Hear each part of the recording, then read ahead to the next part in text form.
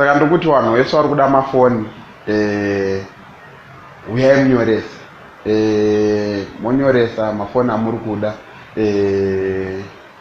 hatisi kudaita zvatakazoita last time zvekuti masini anowanika and then vanhu vozoshayikwa vanenge vachida masini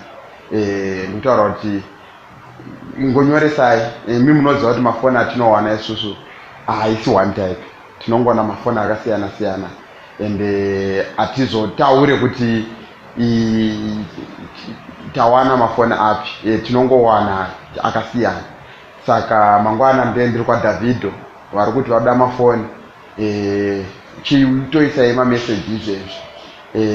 handidi kuzoita zvatakaita unplugged yekupedzisira iya yekuti masini akawanika and then vanhu vanozovada vava kushayika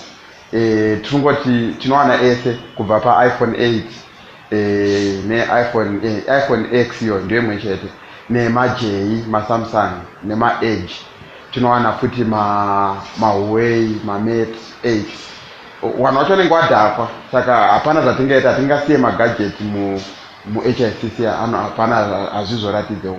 saka tingoti handisi kuenda ndega this time ndokuenda namupana wangu mupofu naYG tiri 2 tiri 3 tikuti uyai munyorese mafoni ari kubuda zveshuwa maiPhone X wayo anenge achingoita ma8 maJ Prime ma30 maGTEL ma15 mamwe acho ma20 zvine chingodipenda nekuti iGTEL type iyi saka ndikuti vari kuda mafoni musazoti